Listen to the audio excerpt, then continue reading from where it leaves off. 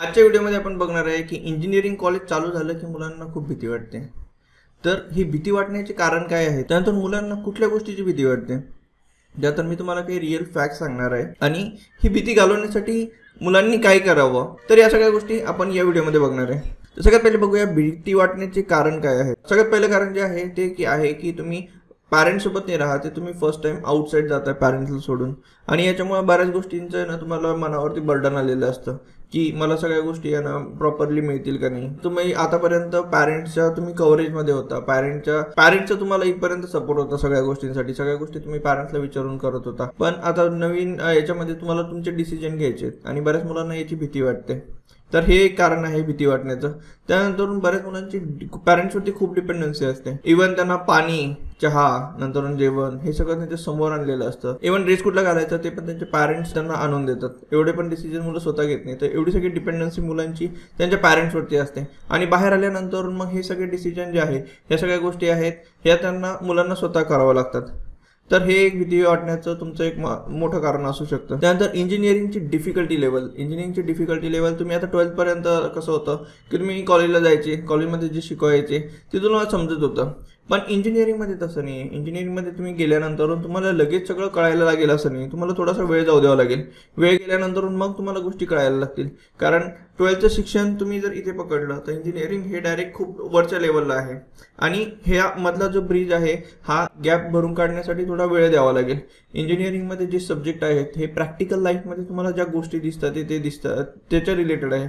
जसं फिजिक्स विषय जर तुम्ही कम्पेअर केला तर 12th फिजिक्स हे कम्प्लीट वेगळं आहे आणि इंजिनिअरिंगचं फिजिक्स हे वेगळं आहे. इंजिनिअरिंगच्या फिजिक्समध्ये तुम्हाला रिअल लाईफमध्ये ज्या गोष्टी दिसतात त्याच्या रिलेटेड तो सब्जेक्ट डिझाईन केलेला आहे. त्यानंतर 12th केमिस्ट्री आणि इंजिनिअरिंगचं इंजिनिअरिंग केमिस्ट्रीमध्ये ना तुम्हाला रिअल लाईफमध्ये ज्या गोष्टी तुम्ही बघितलेल्या आहेत त्या सगळ्या गोष्टी इंजिनिअरिंग केमिस्ट्रीमध्ये तुम्हाला दिसेल. 12th मॅथमॅटिक्समध्ये तुम्ही प्रॉब्लेम इझिली सॉल्व्ह करू शकत होते. पण इंजिनिअरिंगचं मॅथमॅटिक्समध्ये डेरिव्हेटिव्ह, इंटिग्रेशन हे बऱ्याच वरच्या लेवलचं वापरलेलं आहे. तर तुम्हाला ज्यावेळी तुम्ही शिकताय किंवा कॉलेजमध्ये तुम्हाला शिकवलं जातंय तर तुम्हाला बऱ्याच गोष्टी ना कन्सेप्ट क्लिअर होणार नाही. आणि ते कन्सेप्ट अशा नाही आहेत की तुम्हाला फर्स्ट टाइम शिकवलं आणि तुम्हाला सगळं समजायला लागेल असं नाही. तुम्हाला ते रिवाईज करावं लागेल. जे तुम्हाला टेक्निकल टर्म कळाले नाही त्याच्यावरती थोडासा आणखीन वेळ द्यावा लागेल. जोपर्यंत ते क्लिअर होत नाही त्यावरती तुम्ही टाइम स्पेंड करू शकता. तुम्हाला स्वतः समजत नसेल तर तुम्ही तुमच्या फ्रेंड्सला विचारा किंवा मग एखादे सब्जेक्ट जर समजतच नसेल तर तुम्ही त्याच्या बाहेर क्लासेस पण करू शकता. तर हे आहे मेन भीती वाटण्याची कारणं. त्याच्यामध्ये सगळ्यात जास्त कुठल्या गोष्टींची आपल्याला भीती वाटते तर त्यामध्ये सगळ्यात मुलांना जे प्रॉब्लेम असतो तो आहे की मला इंग्लिशमध्ये बोलता येईल की नाही.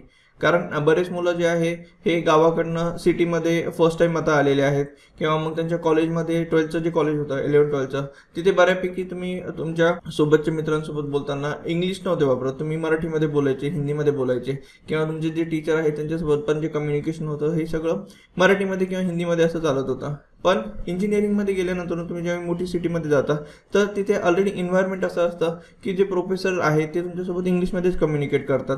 ते शिकवताना सगळं जे चालतं ते इंग्लिश टू इंग्लिशच चालतं. मग या मुलांना काय होतं, जे असे रुरल बॅकग्राऊंडमधून आलेले त्यांना थोडीशी भीती वाटते की मी सरांना प्रश्न विचारू की नको, नाहीतर मग माझे मित्र आहे ना माझं जर काही चुकलं तर माझ्यावर हसतील. तर त्यामुळे ते बोलत नाही.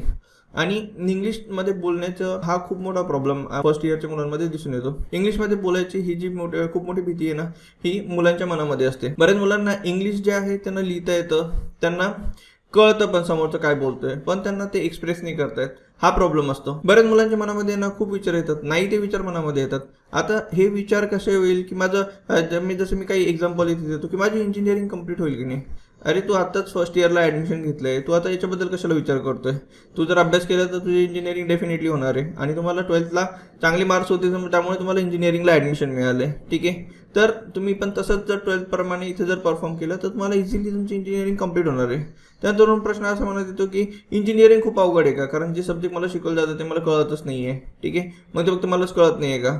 मग इंजिनिअरिंग त्याच्यावरनं ते लगेच अनालिसिस करतात की इंजिनिअरिंग खूप अवघड आहे, ते मला नाही जमणार. तर तुम्ही हे असं डायरेक्ट कन्क्लूड नका करू. तुम्ही इंजिनिअरिंगची डिफिकल्टी लेवल थोडीशी हाय आहे, थोडंसं तुम्ही वेळ दिला तर तुम्हाला ते क्लिअर पण होईल आणि जसं तुम्हाला 12th मध्ये आउट ऑफ मार्क्स मिळायचे बऱ्याच सब्जेक्टमध्ये आउट ऑफ, आणि ते मुलं असतात की त्यांना मग 80च्या वर मार्क पाहिजे, 90च्या वर मार्क पाहिजे, पॅरेंट्स पण तसे सांगतात. पण इंजिनिअरिंगमध्ये अशा गोष्टी नसतात. इंजिनिअरिंगमध्ये फर्स्ट इयरला बरेच स्टुडंट आहे ना ते पास जरी झाले तरी खूप आहे, तुम्हाला 80 किती लागत नाही, आणि तुम्ही सगळ्या सब्जेक्टचा ॲव्हरेज जर काढला तर तुम्हाला चांगले मार्क्स पडतात. तुम्हाला 12thमध्ये कसं होतं की 11-12मध्ये ना तुम्हाला आउट ऑफ मार्क मिळायचे. 10वी-12वी पर्यंत तुम्हाला ना तशी सवय झालेली असते की एखाद्या सब्जेक्टचा अभ्यास केला, 2-3 दिवसामध्ये अभ्यास करून ना तुम्हाला खूप चांगले मार्क्स इंजिनिअर म्हणजे आउट ऑफ मार्क तुम्हाला सब्जेक्टमध्ये किंवा त्या क्वेश्चनमध्ये पडायचे. पण इंजिनिअरिंगमध्ये आउट ऑफ मार्क्स हे कधीच पडत नसतात, हे लक्षात ठेवा. त्यानंतर इंजिनिअरिंगमध्ये जे प्रश्न असतात ना ते तुम्हाला असे विचार करून लिहावे अशा पद्धतीचे बरेच प्रश्न असतात. तर ज्यांच्या कन्सेप्ट क्लिअर आहे ते लिहू शकतात. आता कन्सेप्ट क्लिअर करण्यावरती तुम्ही जास्तीत जास्त भर द्या. आणि इंजिनिअरिंग खूप अवघड आहे का? तर नाही, इंजिनिअरिंग खूप अवघड नाही आहे. केलं तर सगळंच इझी आहे. त्यानंतर मला शिकवलेलं काही कळत नाही आहे तर तुम्ही याच्यावर डायरेक्ट कन्क्लूड नका करू की जे शिकवलं जात आहे ते मला कळतच नाही.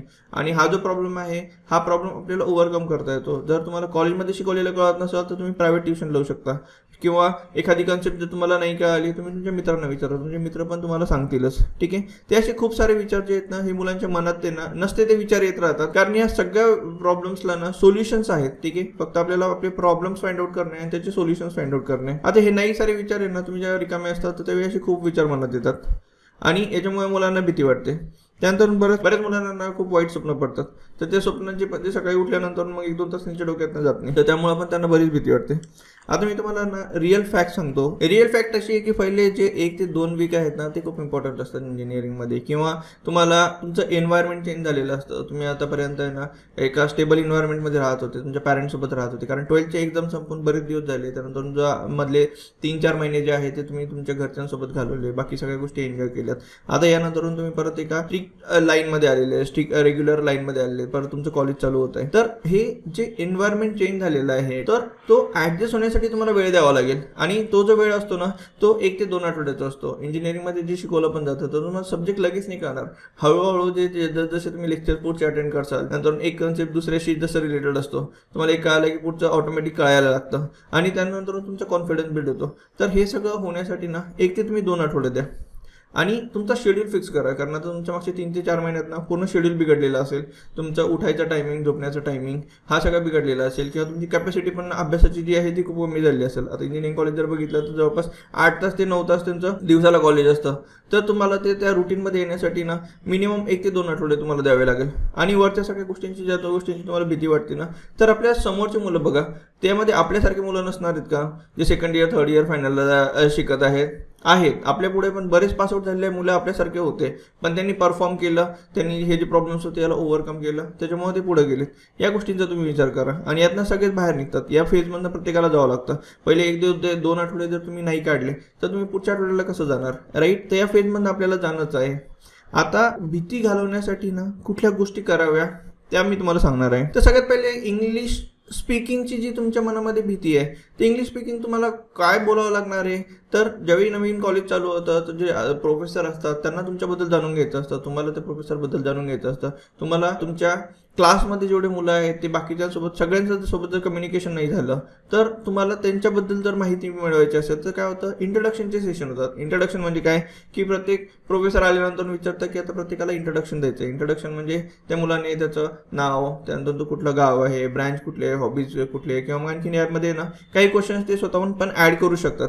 तर हे तुम्हाला इंग्लिशमध्ये सांगायचं असतं आणि एवढीच इंग्लिश आहे ना तुम्हाला 1 ते 2 आठवड्यामध्ये पहिले स्टार्टिंग ते तेवढीच बोलावी लागते. ठीक आहे. तर जर तुम्हाला तशी भीती असेल तर तुम्ही जे बोलायचं आहे ते सगळं तयार करून ठेवा. जसं तुम्ही एक सॅम्पल मग तुम्हाला इथे दिलं आहे की माय नेम इज, तिथे तुमचं नाव टाका, तुमचं I am from G city आहे ती, आय गॉट कॉम्प्युटर ब्रँच, जी पण तुमची ब्रँच असेल ती मेन्शन करू शकता. त्यानंतर तुमच्या हॉबीज कुठल्या आहेत, आता प्लेइंग क्रिकेट, बॅडमिंटन, चेस, त्यानंतर तुमच्या काही जे हॉबी असेल ते मेन्शन करू शकता. जर काही गोल्स विचारले प्रोफेसरने तर तुम्ही गोल सांगू शकता की माझं इंजिनिअरिंग कंप्लीट झाल्यानंतर तुमचं माझा गोल काय, की मला IT मध्ये जॉब करायचं आहे, की मला स्वतःची कंपनी चालू करायची आहे, किंवा मग तुमचं जे पण गोल असेल तर तुम्ही ते सांगू शकता. तर एवढंच तुम्हाला इंग्लिश ते बोलायचं आहे आणि एवढं तुम्ही सहज बोलू शकता, राईट? तर एवढंच तुम्ही याच्यावरती तुम्ही फोकस करा, बाकीच्या कुठल्याही गोष्टीवरती फोकस करू नका. जसं तुम्हाला एन्व्हायरमेंट भेटत जाईल ना तर ही स्किल ऑटोमॅटिकली तुमच्यामध्ये बिल्ड होणार आहे. त्यानंतर तुम्हाला नवीन मित्र बनवायचे आहेत. ठीक आहे. आता कुठलाही नवीन समोरचा मित्र आहे ना तो स्वतःहून तुमच्याकडे येऊन बोलणार नाही, तो पण एक्सपेक्ट करत असेल की समोरच्याने माझ्याकडे येऊन बोलावं, राईट? आणि दोघं पण जर बोलले नाही तर त्यामध्ये कम्युनिकेशन कसं होणार, तर तुम्ही तो विचार सोडून द्या की तो समोरचा आपल्याकडे येऊन स्वतःहून बोलेल.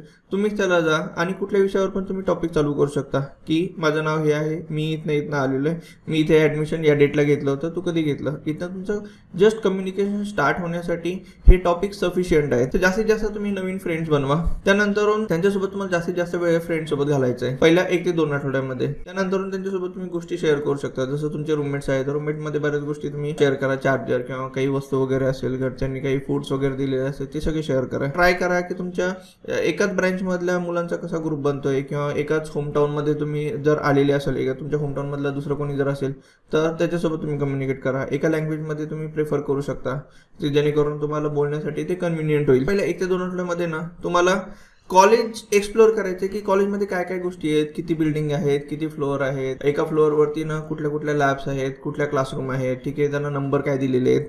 तर या सगळ्या गोष्टी तुम्ही बघा. तुम्ही ज्या एरियामध्ये राहत आहे तिथे मेस कुठल्या आहेत, हॉटेल कुठल्या आहेत, तिथे मेस हॉटेलमध्ये मग कशा पद्धतीचं फूड मिळतं, तर हे सगळं तुम्ही गोष्टी बघू शकता. पण इथे ना तुम्ही एकटं राहू नका, कारण बरेच मुलांना इंट्रोवर्ट असतात. इंट्रोवर्ट म्हणजे ना ते स्वतःहून दुसऱ्याला बोलत नाही. जर कोणी समोरचा स्वतःहून आला तरच ते त्याला रिप्लाय देतात आणि ते तेवढंच बोलतात. तर इंट्रोवर्ट राहून तुम्हाला चालणार नाही. इंट्रोवर्ट जर तुम्ही राहिले तर तुम्हाला खूप सारे प्रॉब्लेम्स जे आहेत, म्हणजे भीतीची मी जे कारणं तुम्हाला सांगितले ना, जास्त सफर त्याच्यामुळे तुम्हाला होईल. तर तुम्ही एकटे राहू नका. ॲटलिस्ट ट्राय करा की मिनिमम 3 मुलांचा तरी तुमचा ना ग्रुप असला पाहिजे. त्याच्यावरती तुम्ही जेवढा जास्त ग्रुप ना तर तेवढं तुमचं जे लाईफ आहे ते एन्जॉईंग होईल. इंजिनिअरिंग मध्ये जे तुमचे 4 वर्षाचं जे ड्युरेशन आहे ते तुम्ही खूप चांगल्या पद्धतीने एन्जॉय करू शकता. बऱ्याच मुलांनी फर्स्ट इयरला येताना लॅपटॉप सोबत आणले, तर ते मग लॅपटॉपवरती काय करतात, मूवी बघत बसतात. आणि मूवी पण बऱ्याच मुलांना सवय असते की ते हॉरर मूवी बघायची.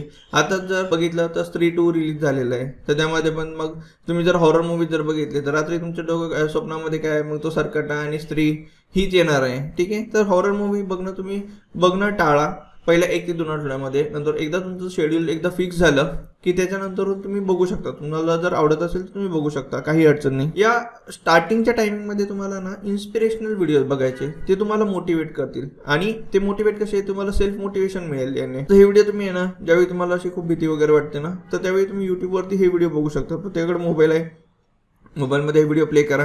हेडफोन असतात, हेडफोनमध्ये तुम्ही स्वतः ऐकू शकतात, म्हणजे बाकीच्यांना पण कळणार नाही की तुम्ही काय करताय. जे बरेच मुलं असे राहतात की निगेटिव्ह गोष्टी खूप बोलत असतात, तर तसे मित्र तुम्ही अवॉइड करा. का? कारण ते त्यांचं लाईफ तर प्रॉब्लेम आणखीन क्रिएट करत आहे, पण तुमच्या लाईफमध्ये पण ते प्रॉब्लेम क्रिएट करतील. तर तसे निगेटिव्ह बोलणारे मुलं तुम्ही अवॉइड करा, निगेटिव्ह बोलणारे फ्रेंड्स तुम्ही अवॉइड करा. तुमची जे डेली अपडेट्स आहे, तुम्ही दिवसभरात काय करताय, तर याचा सगळा रिपोर्ट जो आहे, हे सगळे डेली अपडेट जे आहे ते तुमच्या पॅरेंट्सला द्या. तुम्ही रात्री कॉल करू शकता, मग दिवसभरात काय काय झाडलं, सकाळी ब्रेकफास्टपासून नंतर कॉलेजमध्ये लेक्चर कसे झाले, काय समजलं काय नाही, नंतर कुठले मित्र बनले, त्या मित्रांसोबत तुमचं काय डिस्कशन झालं, तुमच्या एरियातले मित्र काय होते, या सगळ्यांचे रिपोर्ट्स ना तुम्ही रात्री तुमच्या पॅरेंट्सला देऊ शकता. याने काय होईल, त्यांच्या मनावर पण जे बर्डन आलेलं आहे, त्यांच्या मनात पण थोडीशी भीती राहते की मुलगा किंवा मुलगी आहे ना बाहेर शिकायला गेलेले आहे, त्याचं रुटीन वगैरे व्यवस्थित झालंय की नाही, त्याचं जेवण व्यवस्थित होतंय की नाही, कॉलेजमध्ये ना हे सगळं व्यवस्थित चाललंय की नाही. तर तुम्ही हे सगळ्या गोष्टी शेअर करता तर त्यांच्या पण मनावरचं ताण थोडं कमी होईल. आणि तुम्ही ज्यावेळी बोलता ना, तर ऑटोमॅटिकली तुम्ही ज्यावेळी गोष्टी एक्सप्रेस करतात ना, तुमच्या मनावरचं पण खूप सारं बर्डन कमी होतं. तर या सगळ्या तुम्ही गोष्टी फॉलो करा आणि मला कमेंट्समध्ये नक्की कळवा की या सगळ्या गोष्टी फॉलो केल्यानंतर तुम्हाला खरंच याचे रिझल्ट्स मिळालेत की नाही. अशा कॉन्टेंटसाठी ना माझ्या चॅनलला सबस्क्राईब करून ठेवा आणि बेल आयकॉनला पण हिट करा, जेणेकरून तुम्ही माझ्याकडे येणारे व्हिडिओ कुठले मिस होणार नाही. माझ्या व्हॉट्सअप चॅनलची लिंक पण मी खाली डिस्क्रिप्शनमध्ये दिली आहे, ती पण जॉईन करून ठेवा, जेणेकरून माझे येणारे सगळे अपडेट जे आहेत ते तुम्हाला व्हॉट्सअप चॅनलवरती पण मिळतील. तुम्हाला पर्सनल काउन्सिलिंग जर करून घ्यायचे असेल तर या पर्सनल काउन्सिलिंगमध्ये काय होतं, तर हे सगळे जे प्रॉब्लेम्स असतात ना, तर हे सगळे प्रॉब्लेम मी मुलांचं ज्यावेळी पर्सनल काउन्सिलिंग करतो तर हे सगळं मी त्यांना सॉर्ट करून देतो की तुम्हाला हे प्रॉब्लेम जर इंजिनिअरिंगला तुम्ही फेस होत असेल, तर बऱ्याच मुलांचे इंजिनिअरिंगचे काही सब्जेक्ट्स निघत नाही, तर त्यांना मी सांगतो की ते स्टडीचा पॅटर्न जो आहे तो तुमचा काय असला पाहिजे. बऱ्याच मुलांचं इंजिनिअरिंगचं रुटीन खूप चेंज झालेलं असतं, रात्रीला स्टडी वगैरे करण्याची त्यांना सवय असते आणि त्यामुळे मग सकाळच्या वेळी ते खूप उशिरा उठतात. तर अशामुळे ना मग हेल्थवरती नंतर प्रॉब्लेम व्हायला लागतात. तर असे जे सगळे जे प्रॉब्लेम्स आहेत इंजिनिअरिंगमध्ये तुम्ही फेस करता किंवा बऱ्याच मुलांचं प्लेसमेंट होत नाही, तर या सगळ्यांना मी पर्सनल कन्सल्टेशन पण देतो. तुम्हाला पण इंजिनिअरिंग रिलेटेड जर काही कन्सल्टेशन हवं असेल, करिअर गायडन्स हवं असेल, तर मी माझा नंबर इथे दिला, या नंबरवरती तुम्ही कॉल करा.